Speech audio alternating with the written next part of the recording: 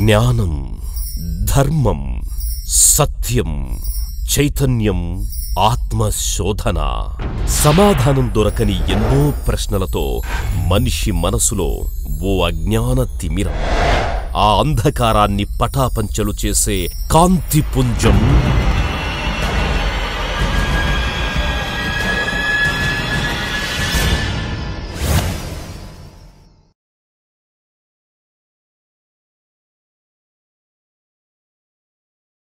ఆధ్యాత్మికంగా ఎదగటానికి ప్రయత్నిస్తున్న నిబద్ధత గల సాధకులందరికీ శిరస్సు వంచి నమస్కరించుకుంటూ నేటి ఈ ఆధ్యాత్మిక ప్రగతికి, అభ్యుదయానికి స్వాగతం, సుస్వాగతం. మనం ఇప్పటికే ఓంకారం అన్న ఏకాక్షర మంత్రంలో దాగి ఉన్న నిగూఢమైన సత్యాన్ని తెలుసుకున్నాం. అలాగే సహస్రార సహిత షట్చక్రముల్లో దాగి ఉన్న నిగూఢమైన తత్వాన్ని, సత్యాన్ని కూడా మనం తెలుసుకున్నాం. మనం ఆ సత్యాన్ని తెలుసుకున్న క్రమంలో ఓంకారం అంతర్ముఖుడైనప్పుడు అంతరంగంలో తనకి దేదీప్యమానంగా వెలిగిపోతున్న దివ్య ప్రకాశం దర్శనమిచ్చిందని, ఆ దివ్య ప్రకాశానికి తాను ఒక దివ్య ప్రకాశాన్ని కాదని అసంఖ్యాకంగా విరాజిల్లుతున్న అనేక కాంతిపుంజాల సమ్మేళనమని కూడా తెలుసుకున్నాం. సరిగ్గా ఆ కాంతిపుంజాలమే మనమందరం అని కూడా తెలుసుకున్నాం. ఆ కాంతిపుంజాలు తాము జన్మతహాగానే సర్వోత్కృష్టమైన ప్రకంపన, వేగ ప్రకంపనాల్లో ప్రకంపిస్తున్నా ఉన్నది ఉన్నతమైనదని తెలిసి కూడా ఉన్నదంతా అనుభవించాలన్న ఏకైక లక్ష్యంతో తమ ఆధ్యాత్మిక ప్రయాణాన్ని ఆరంభించాయని కూడా తెలుసుకున్నాం. అదే రామాయణమని. రామ అంటే దైవము, యానము అంటే ప్రయాణము, దైవం యొక్క ప్రయాణము. పెద్దలు రామాయణం అంటే దైవం యొక్క ప్రయాణమని ఏనాడో తెలియచేశారు. అలాగే ఆ ప్రయాణమే సహస్రార సహిత షట్చక్రములని కూడా మనం తెలుసుకున్నాం. మనం ప్రబోధించిన ఓంకార జ్ఞానం 100కి 100 పాళ్ళు నిజమే అంటానికి మాండిక్యోపనిషత్తు మొట్టమొదటి శ్లోకం సాక్ష్యం. అలాగే మనం ఓంకారం యొక్క నిగూఢమైన తత్వాన్ని తెలుసుకునే క్రమంలో ఆదిలో కేవలం శూన్యం మాత్రమే విరాజిల్లుతున్న ఆ తొలినాళ్లలో ఒకానొక శుభముహూర్తాన్న ఆ మహాశూన్యం స్వయంభూగా, అంటే తనంతట తానుగానే స్పృహలోకి వచ్చింది. తనంతట తానుగానే స్పృహలోకి వచ్చిన శూన్యాన్ని ఆధ్యాత్మిక పరిభాషలో స్వయంగా గుర్తిస్తారు. ఆ స్వయం ప్రేమకు ప్రేరేపింపబడి తన విలువని తాను తెలుసుకోవటానికి అంతర్ముఖుడైనది. సరిగ్గా ఆ స్థితినే మనం ఓంకారంగా గుర్తిస్తున్నాం. మనం నేర్చుకుంటున్న ఈ సత్యం 100కి 100 పాళ్ళు నిజమేనంటానికి మాండుక్యోపనిషత్తు 2వ శ్లోకమే సాక్ష్యం. మాండుక్యోపనిషత్తు 2వ శ్లోకంలో ఈ మహాశూన్య స్థితిని ఋషీశ్వరులు ప్రాజ్ఞుడు అని అభివర్ణించారు. మరి మహాశూన్య స్థితిని ప్రాజ్ఞుడు అని అభివర్ణించడం ఏమిటి అని సాధకుడికి ఒక సందేహం కలిగే అవకాశం ఉన్నది. నిజంగానే మహాశూన్యము ప్రాజ్ఞుడే సుమా. ఎందుకంటే శూన్యంలో లేనిది సృష్టిలో ఉండదు. సృష్టిలో ఉన్నదేదైనా శూన్యం నుంచి ఆవిర్భవించాల్సిందే. విత్తనంలో లేనిది వటవృక్షంలో ఉండదు. వటవృక్షంలో ఉన్నదేదైనా విత్తనంలో ఉండాల్సిందే కదా. అందుకనే ఆ మహాశూన్య స్థితిని ఋషీశ్వరులు మాండుక్యోపనిషత్తులో ప్రాజ్ఞుడుగా అభివర్ణించారు. ఆ తర్వాత స్థితులు వైశ్వానరుడు, తైజసుడు, 19 నోళ్ళు, 7 అవయవాలుగా కూడా అభివర్ణించారు. 7 అవయవాలంటే 7 చైతన్య స్థితులు, సహస్రార నుంచి మూలాధారం దాకా. 19 నోళ్ళు అంటే 19 దృష్టికోణాలు, 19 పాయింట్ ఆఫ్ వ్యూస్. అంటే శూన్యము, స్వయము, ప్రేమ, ఓంకారము, సహస్రార, అలా మనం అధ్యయనం చేస్తే ఖచ్చితంగా అవి 19 దృష్టికోణాలు అవుతాయి, 19 పాయింట్ ఆఫ్ వ్యూస్ అవుతాయి. కాబట్టి ఆదిలో ఆ ఋషీశ్వరులు చెప్పింది ఈ అద్భుతమైన జ్ఞానమే. సరిగ్గా ఆ జ్ఞానాన్నే మనం ఇవాళ రోజున నేర్చుకుంటున్నాం. మనందరం ఏకకాలంలో ఆవిర్భవించామని, మనందరం స్వయంభూగానే ఆవిర్భవించామని, మనందరం శాశ్వతమైన వాళ్ళమేనని, మనందరం దేవదేవుళ్ళమే అని ప్రవచిస్తున్న ఈ వాక్యాలకి నేను కట్టుబడి ఉన్నాను. నేను బాధ్యతను వహిస్తున్నాను. ఇవాళ రోజున మనం మరొక్క సత్యాన్ని తెలుసుకునే ప్రయత్నం చేద్దాం. ప్రణవ సహిత పంచాక్షర మంత్రం ఓం నమః శివాయ. ఓం నమః శివాయ అంటే అర్థం, మనందరం ఇప్పటికే పశుత్వంలో ఉన్నాం. పశుత్వం అంటే మూలాధారం, స్వాధిష్టాన, మణిపుర, ఈ 3 స్థితులు పశుత్వానికి ప్రతీక. మనం ఇప్పటికే పశుత్వంలో ఉన్నాం కాబట్టి పశుత్వాన్ని అధిగమించి మళ్ళీ మన నిజస్థితిని పునఃప్రాప్తించుకోవాలి కాబట్టి, అంటే పశుత్వం నుంచి పశుపతి దాకా ప్రయాణం అవ్వాలి కాబట్టి, పశుత్వ స్థితి నుంచి పశుపతి స్థితి దాకా తీసుకెళ్ళగలిగే అద్భుతమైన జ్ఞానాన్ని మస్తిష్కంలో ప్రతిష్ఠించుకున్న దానికి ప్రతీకగా ఓం నమ శివాయ అన్న ప్రణవ సహిత పంచాక్షర మంత్రాన్ని పెద్దలు మనకు అందించారు. ఓం నమ శివాయ, ఓం నమ శివాయ, ఓం నమ శివాయ అంటే అర్థం ఓంకారం అనే పుట్టినింటి నుండి ఆధ్యాత్మిక ప్రయాణాన్ని ఆరంభించి శివస్థితి దాకా నిరాఘాటంగా నిర్విఘ్నంగా ప్రయాణించి సమపార్జించుకున్న జ్ఞానాన్నంతా, చైతన్యాన్నంతా, శక్తినంతా నా వినిమయంలోకి తెచ్చుకుని నా అంతరంగంలో ప్రతిష్ఠించుకుని పశుత్వం నుంచి పశుపతి దాకా ఎదుగుతున్నాననే ఓం నమ శివాయ అన్న ప్రణవ సహిత పంచాక్షర మంత్రంలో దాగి ఉన్న నిగూఢమైన సత్యాన్ని మరొక్కసారి మీ అందరికీ తెలియజేస్తున్నా. ఓంకారం అనే పుట్టినింటి నుండి ఆధ్యాత్మిక ప్రయాణాన్ని ఆరంభించి శివస్థితి దాకా నిరాఘాటంగా నిర్విఘ్నంగా ప్రయాణించి సమపార్జించుకున్న జ్ఞానాన్నంతా, చైతన్యాన్నంతా, శక్తినంతా నా వినిమయంలోకి తెచ్చుకుని మళ్ళీ నేను ఉన్న చైతన్య స్థితి నుండి ఉన్నతమైన చైతన్య స్థితికి ఎదుగుతున్నానన్న సత్యానికి ప్రతీకగానే ఈ ప్రణవ సహిత పంచాక్షర మంత్రాన్ని మానవాళికి ఋషీశ్వరులు కొన్ని వేల సంవత్సరాల క్రితమే అందించడం జరిగింది. మనం ఇప్పటికే అద్భుతమైన జ్ఞానాన్ని తెలుసుకున్నాం. మనందరం జన్మతహాగానే సర్వోత్కృష్టమైన ప్రకంపన వేగ ప్రకంపనాల్లో ఆవిర్భవించామని,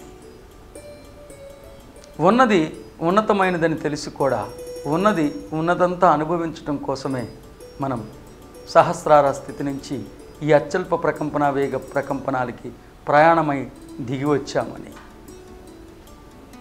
మనమే ఈ అత్యల్ప ప్రకంపన వేగాల్లో అన్నము ఆవిష్కరించామని, అన్నం అంటే పదార్థమని, అన్నమయ కోశంలో ప్రాణమయ కోశాన్ని నెలకొల్పి మనమే వృషజాలాన్ని జంతుజాలాన్ని సృష్టించామని, మనం సృష్టించిన ఈ పదార్థ రూప జగత్తుని మనమే స్వయంగా అనుభవించడానికి ప్రయత్నం చేశాం.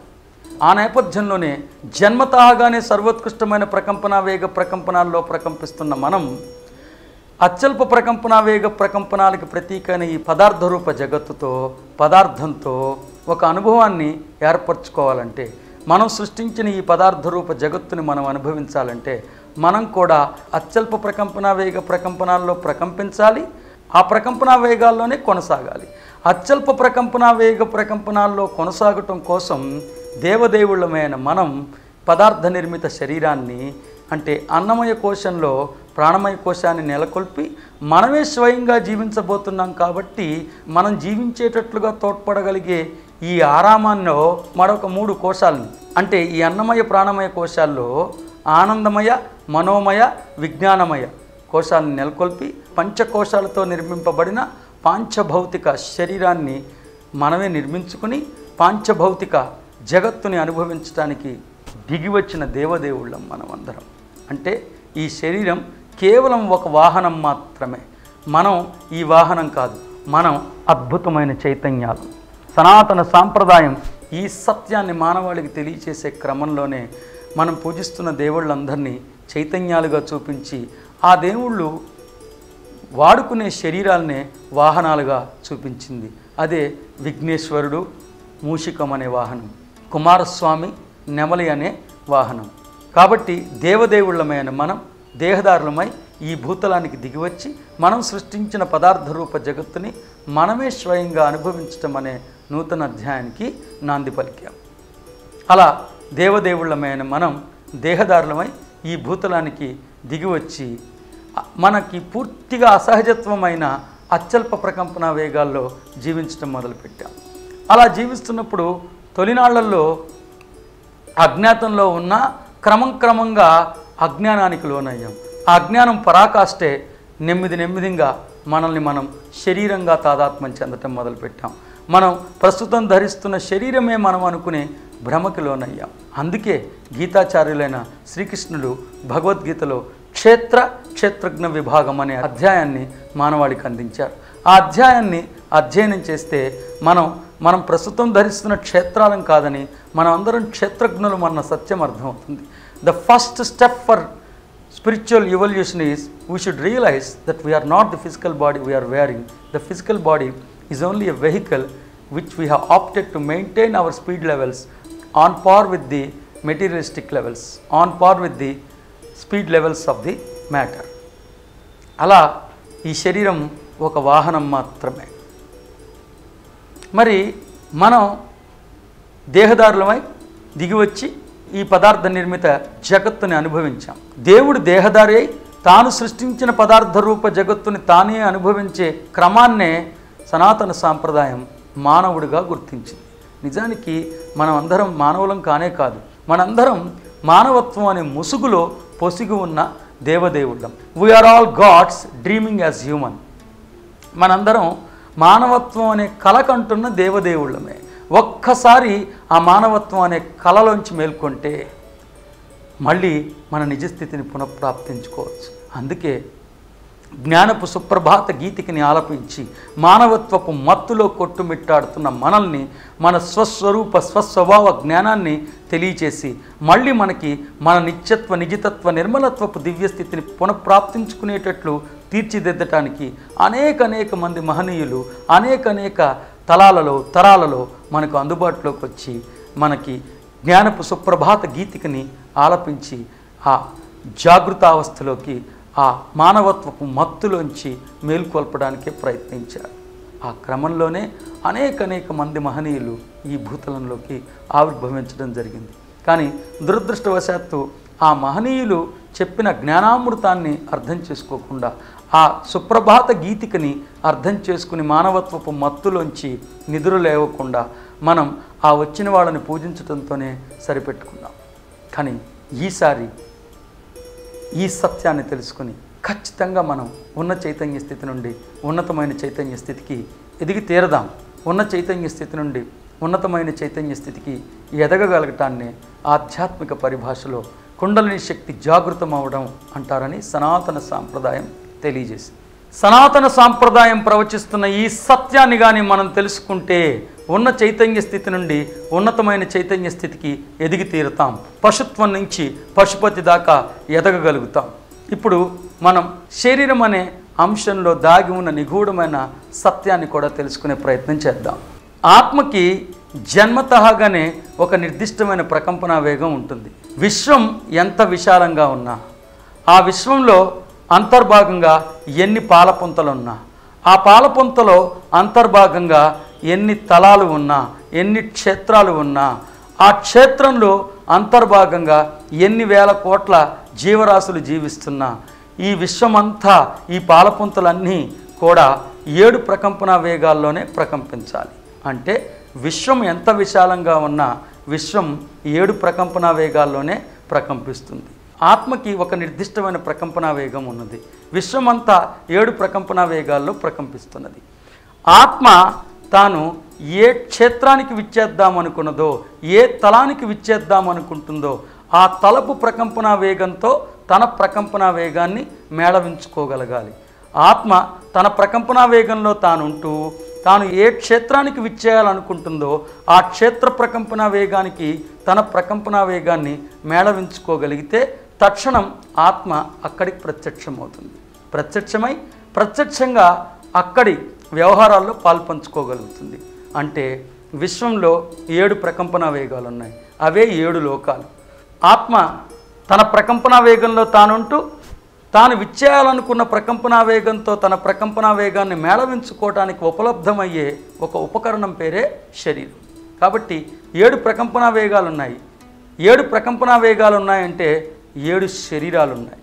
అవే కారణ శరీరం, మహాకారణ శరీరం, కాంతి శరీరం, స్థూల శరీరం, సూక్ష్మ శరీరం, ఇలా 7 శరీరాలు మనందరికీ ఉన్నాయి. అందుకే సుమా మనం వివాహ మహోత్సవంలో 7 అడుగులు వేస్తాం. దాని అర్థం 7 శరీరాల సంగమం అని. శరీరం గురించి కూడా మనం ఇవాళ తెలుసుకున్నాం. ఆత్మకి ఒక నిర్దిష్టమైన ప్రకంపన వేగం ఉంటుందని, విశ్వం ఎంత విశాలంగా ఉన్నా, విశ్వంలో అంతర్భాగంగా ఎన్ని పాలపుంతలున్నా, ఒక్కొక్క పాలపుంతలో అంతర్భాగంగా ఎన్ని తలాలు విరాజిల్లుతున్నా, ఒక్కొక్క తలంలో అంతర్భాగంగా ఎన్ని క్షేత్రాలు కొనసాగుతున్నా, ఒక్కొక్క క్షేత్రంలో అంతర్భాగంగా ఎన్ని వేల కోట్ల జీవరాశులు జీవిస్తున్నా, ఇవన్నీ కూడా 7 ప్రకంపనా వేగాల్లో ప్రకంపించాల్సిందే. అంటే విశ్వము 7 ప్రకంపనా వేగాల్లో ప్రకంపిస్తున్నది. ఆత్మకి ప్రత్యేకింపబడి ఒక నిర్దిష్టమైన ప్రకంపనా వేగం ఉన్నది. ఆత్మ తాను ఏ క్షేత్రానికి విచ్చేయాలనుకున్నదో ఆ క్షేత్ర ప్రకంపనా వేగంతో తన ప్రకంపన వేగాన్ని మేళవించుకోవటానికి ఉపలబ్ధమయ్యే ఒక వాహనం పేరే, పరికరం పేరే, ఆలంబనం పేరే శరీరం.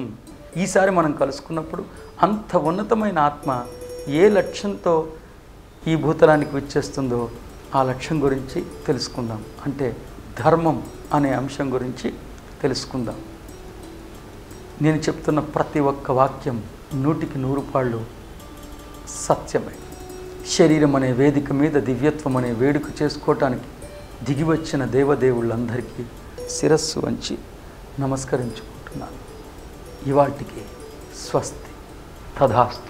శ్రీ వివేకానంద గారిచే నిర్వహించబడుతున్న శిక్షణా తరగతులు విజయవాడ, ఏలూరు, రాజమండ్రి, హైదరాబాద్, రాయవరం, ఖమ్మం, తిరుపతి, కాకినాడ, గుంటూరు, అమలాపురం, వరంగల్, సూర్యాపేట, కోదాడ, ముంబై.